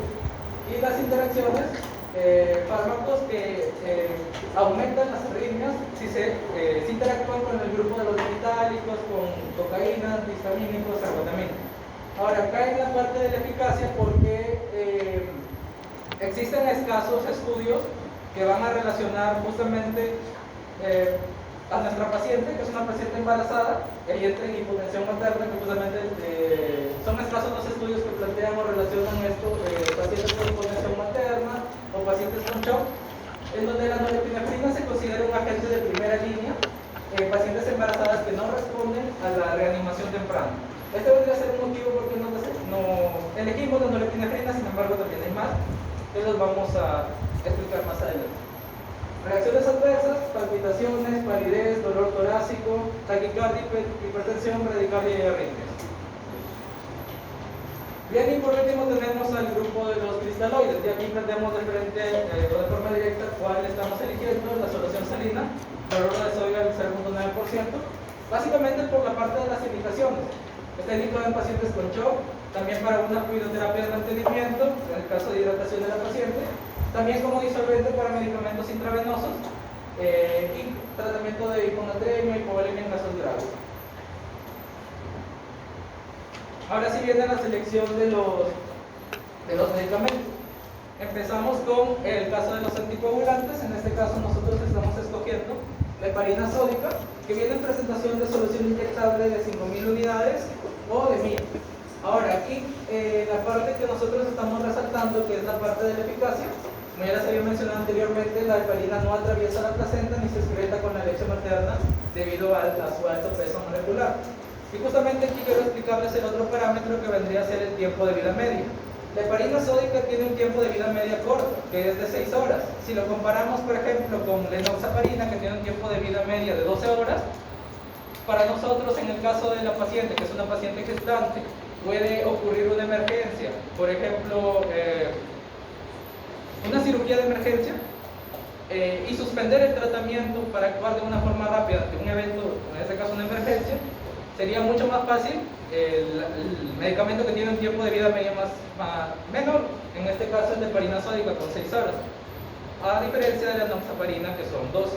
Y pues ni hablar de la warfarina, porque la warfarina sí presenta efectos teratogénicos como malformaciones en el feto.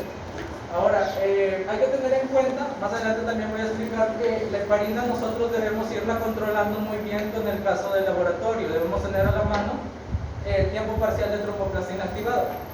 ¿Esto por qué? Porque nosotros, en el caso de la administración de la heparina sódica, vamos a ajustar la dosis a la respuesta que nos está dando la paciente.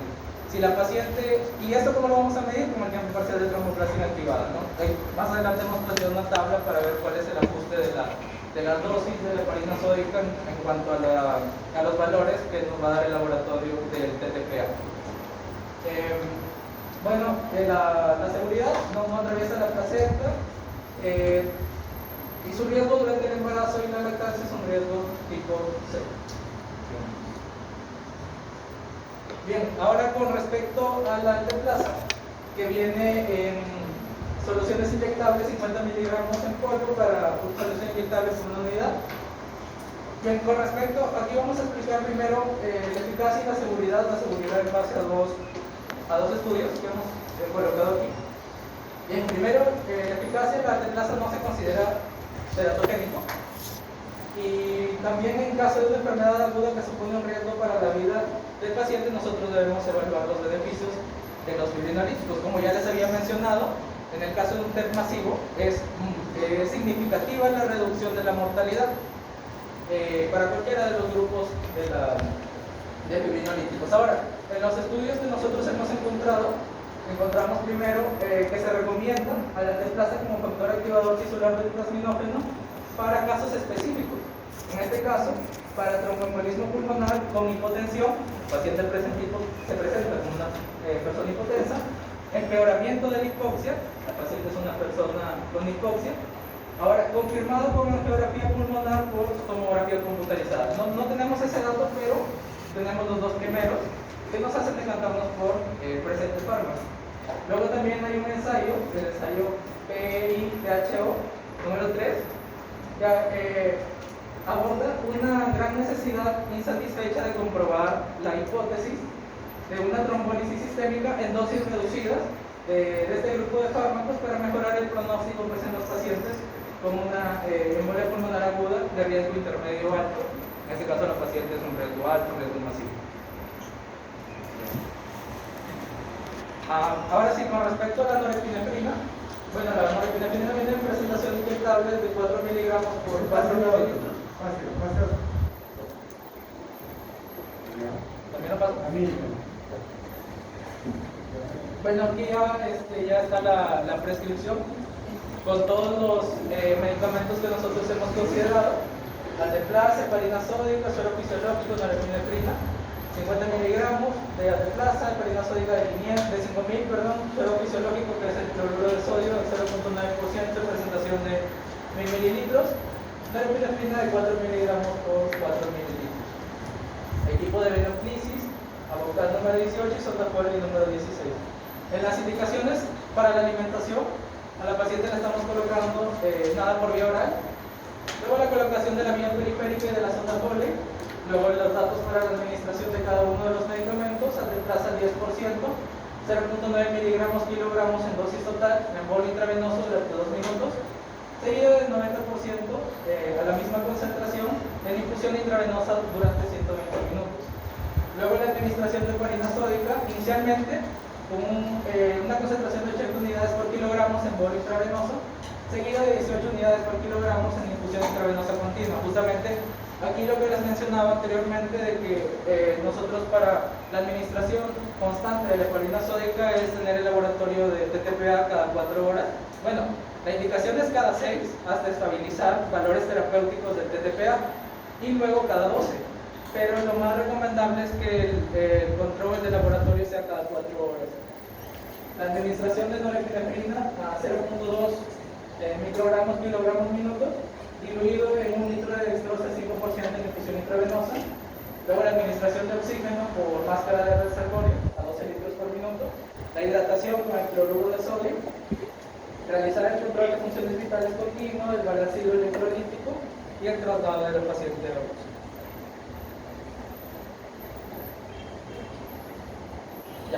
Bueno, también aquí como indicaciones, como ya habíamos visto en el caso de las estrategias no farmacológicas, también planteadas por todo lo que ya mi compañera explicó, básicamente aquí también se han añadido el ecodoppler de miembros inferiores, el electrocardiograma, la geografía pulmonar por tomografía computarizada, enzimas cardíacas, el perfil de coagulación importante, INR, TTPA y tiempo de protrombina, el lactato sérico, análisis de gases arteriales, hemograma completo. Y con respecto a la interconsulta, el paciente debe pasar interconsulta por cardiología, hematología y ginecología. Ahora, durante su seguimiento de la paciente, nosotros tenemos que tener en cuenta 3 de los grupos farmacológicos que estamos administrando para ir evaluando a la paciente durante el seguimiento. En el caso de la trombólisis, se le debe hacer un control de funciones vitales estricto. Luego, si la paciente presenta hemorragia potencialmente peligrosa, se debe suspender el tratamiento. Y pues lo que ya les había mencionado, que no se consideraba teratogénico. Ahora sí, en el caso de la heparina sódica, lo que les venía mencionando hace rato, tener en cuenta el TTPA cada 6 horas, pero si somos más rigurosos es un laboratorio de cada 4 horas, hasta niveles terapéuticos y luego cada 12 horas. Si el tiempo parcial de tromboplastina activada supera los 120 segundos, se debe suspender el tratamiento por 3 horas. Y también hacer un recuento planetario. Y por último, la noradrenalina también que me faltó aclararles que este fármaco se debe administrar solamente si es necesario, porque hay que recordar que la paciente es una paciente embarazada. Entonces pueden contraerse los vasos sanguíneos del útero y esto puede causar hipoxia fetal en el embarazo. El grupo 4, por favor, ¿alguna crítica sobre todo lo que hay en su mañana? Doctor, quisiera dar un aporte. Dale. La guía mexicana de 2018 también recomienda que a las mujeres gestantes tienen que colocarse en posición de punto lateral izquierdo, con el objetivo de que la vena cava inferior no sea comprimida por el útero grande. Sería una recomendación por cada una. Una recomendación de punto lateral izquierdo para todo. Cuando se trata de un paciente crítico y están embarazados, se da una recomendación. ¿Ya? ¿Qué más? El grupo 4.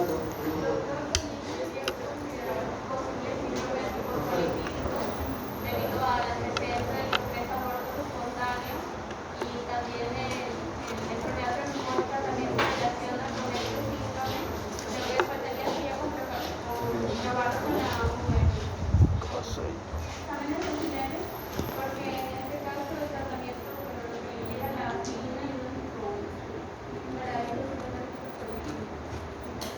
dice la doctora es que probablemente este paciente tiene SAP. ¿Está de acuerdo? La doctora propone que el diagnóstico de repente sea un síndrome ¿Ah? ¿Qué opina, doctor? ¿Su grupo del doctor se defiende o no se defiende? Pues con tantos abortos que ha tenido, el embarazo de por sí tiene un factor protector contra el compromiso con otra profunda.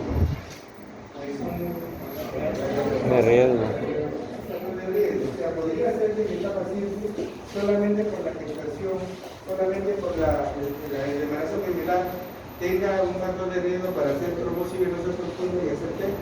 ¿Cierto o no? Sí.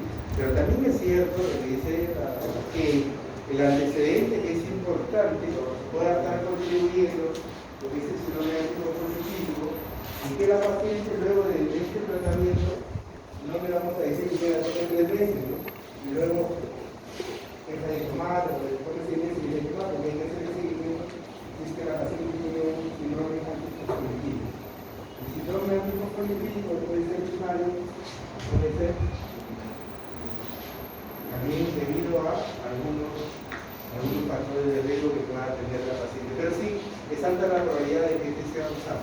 ¿Quién más desea participar del grupo 4? También hay que resaltar que la receta que hemos dado muy bien para el tratamiento, digamos, agudo, pero Perfecto, muy bien. mantenimiento, sí o sí la paciente tiene que presentar o se le tiene que brindar tratamiento anticoagulante como mínimo durante 3 meses después de parto. La señora tiene 24 semanas. También antes y después. No, la señora tiene 24 semanas. Sí, Está en la gestación en 24 semanas. O sea, lo que usted propone, doctora, es darle qué medicamento. Si tiene 24 semanas, ¿cuántos meses tendría? 6, ¿no? 6, bueno, 5 meses y medio. Usted propone que toda su gestación esté con alguna medicación que propone. Sí, solamente con tratamiento anticoagulante, Pero ¿cuál es el problema? la heparina sódica. Heparina sódica. Seguro, o sea, que de aquí en marzo va a estar con heparina sódica, hospitalizada la paciente. ¿Qué propone? Nosotros recomiendo la heparina, sí, la heparina de bajo peso molecular e incluso cuando se encuentre en la semana 36 y 37 cambiarlo por heparina fraccionada por su microbioma. Perfecto. La paciente en la etapa aguda, o sea, en la etapa de shock, ¿no? Va a utilizar heparina no fraccionada, con lo que ha dicho el doctor, usándole TTPA, ¿no? Una vez que mejore, ella pasa a heparina de bajo peso molecular y se va a ir a la casa con heparina bajo peso molecular, no siempre y cuando el control rutinario de su gestación, ¿no? Y la posibilidad también, porque esta paciente podría dar un parto normal o un parto por cesárea. ¿Por qué dice doctora que tiene que de ahí pasar a heparina sódica? Porque probablemente esa paciente va a entrar a una cesárea. ¿A una cesárea? Perdón, no.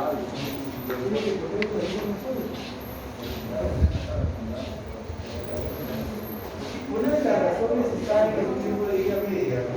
Estamos hablando que de repente, si ella está en la culminación de su gestación y de repente por A o B hace un TPP, de repente hace una ruptura de membrana y de repente las 12 horas que demora la heparina de bajo peso, de repente no vamos a provocar una mayor hemorragia, por eso pasa a heparina sódica.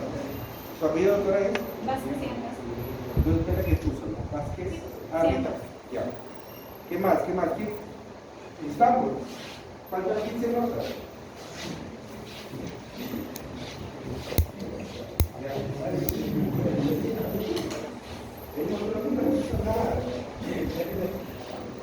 Encima, la vez pasada me mandaron su trabajo.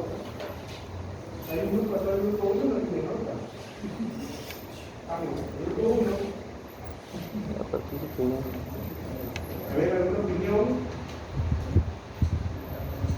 Grupo 1, Aguirre, Alejandro, Gastón, Española, Castillo, Castillo, ¿alguien sabe por qué no ha venido el día?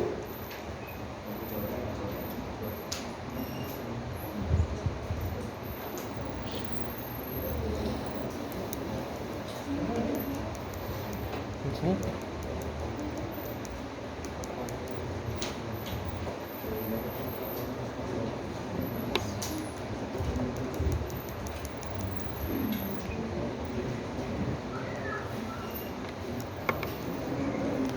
José.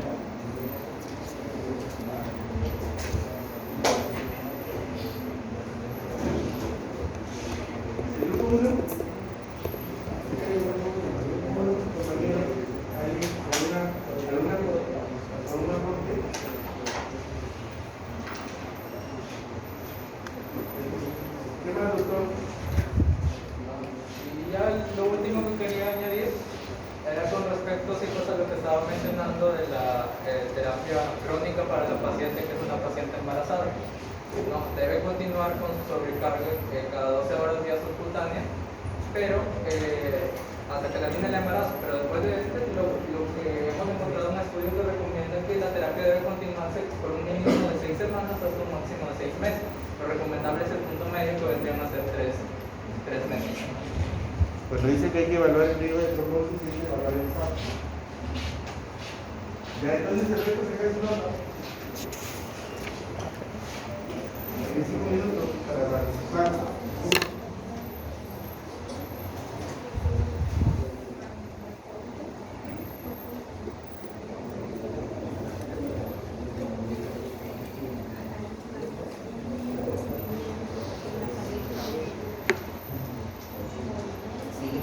A mí tampoco me ha tomado el apellido. A mí no me ha tomado el apellido, así que fue...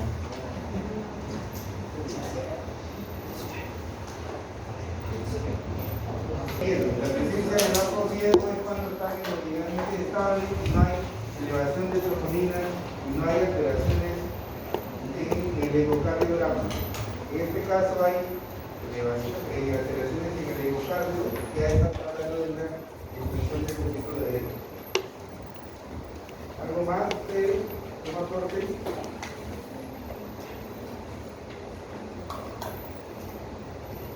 No,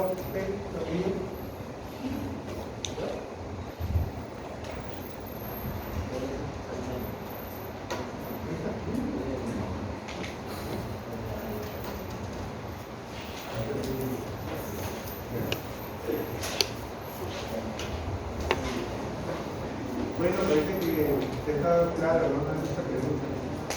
No hay ni crítica, nada.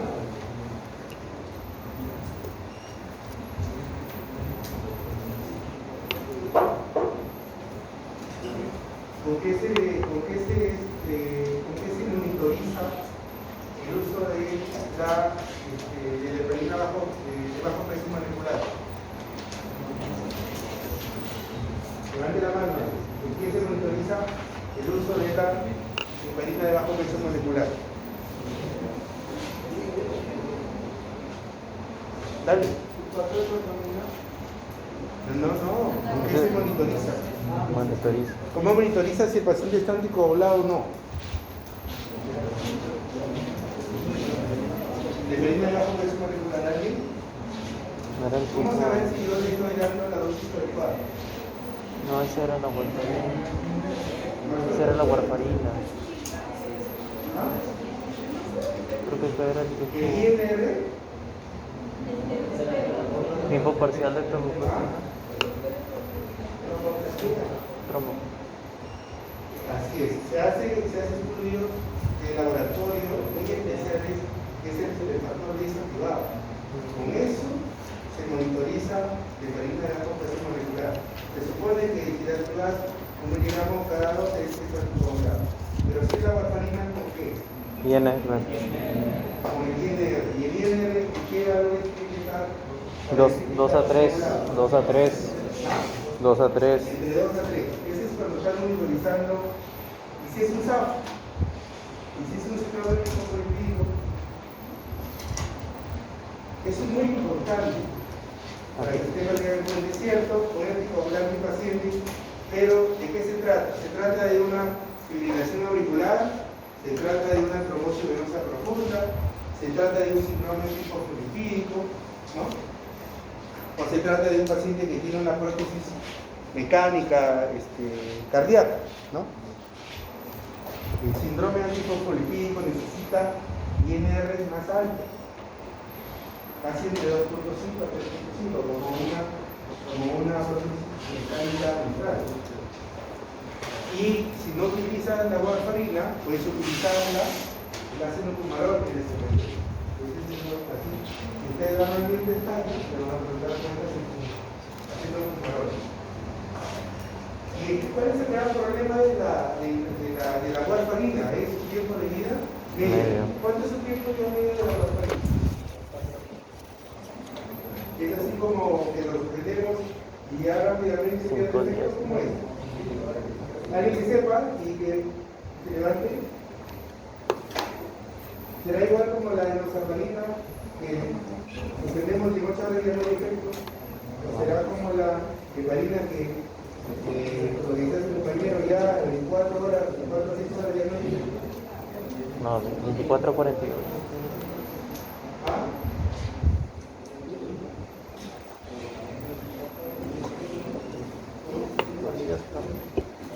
Días, dice el doctor. 48 horas. 48 a 72 horas dura el efecto de por eso es que es muy importante que cuando hay el uso de la warfarina tiene que demorar todavía hasta para dejar de estar poblado. Suponiendo que hay una hemorragia y el paciente está tomando warfarina, ¿qué es lo que tiene que hacer?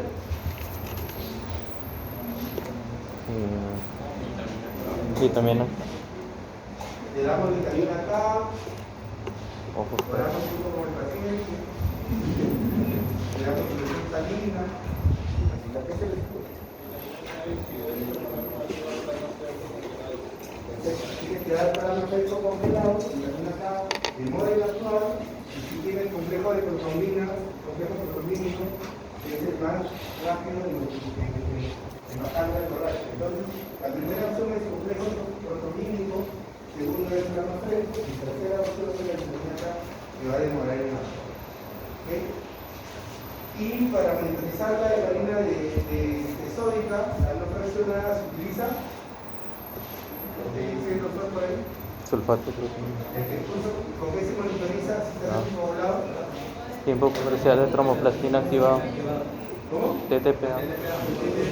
Tiempo de tromoplastina activada. ¿Tienen que estar en estos valores? 50 y 90. Entre 50 y 90. Probablemente se utiliza 70 a 80. Entre 60 a 80. Titulas tú. Cada 4 a 6 horas estás sacando una muestra de sangre y te viene el TTPA en 70, perfecto. Te viene el TTPA en 120, hay que bajarla en infusión, ¿no? O suspenderla una sola. En cambio, si te viene 40, hay que aumentarla. Entonces es titular.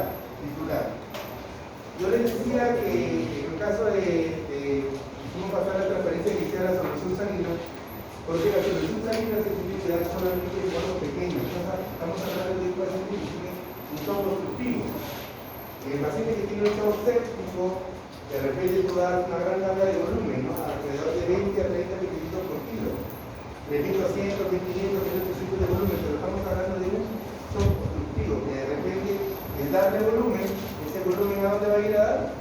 Va a ir a dar al ventrículo derecho, y el ventrículo derecho que está totalmente dilatado, lo van a dilatar más. Entonces, ahí tienen que ser muy cuidadosos en la solución salina.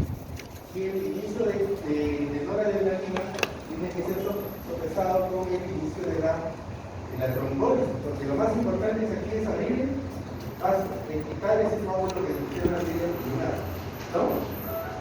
La arteria pulmonar que a veces es inclusive, para decir que hay un TEP masivo o submasivo, tiene que haber por lo menos un 40, 50, 60% de toda la luz de la arteria pulmonar bloqueada. Mientras más está bloqueada, más cosa, hay más posibilidades de tener más estabilidad hemodinámica.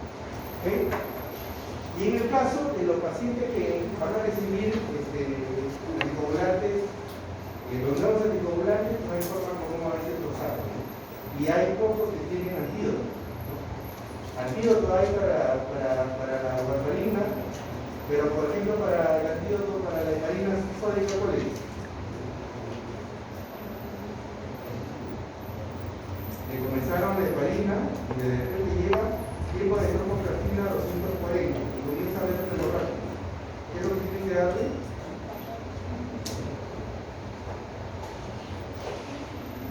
¿No? ¿Ok?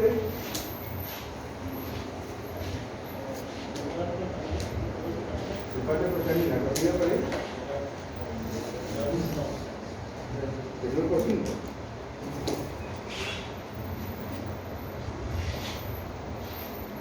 Ya lo escuchaste, doctor, cuando decía sobre la clase que tiene que ver con el fibrinógeno, ¿no? ¿Sí? Tiene que ver con el fibrinógeno. Una de las consecuencias de utilizar el alteplase es que el fibrinógeno baje tanto, inclusive hasta que puede provocar sangrado. Y ahí lo que tienes que darle es fibrinógeno. ¿En qué está el fibrinógeno? Está en el crío precipitado y en el plasma fresco. ¿Ok? Ahí lo dejamos. Entonces, si hay sangrado por trombólisis, ustedes tienen que darle crío precipitado, que ahí tiene fibrinógeno. O si no, plasma fresco. ¿Ok? Ha sido un gusto.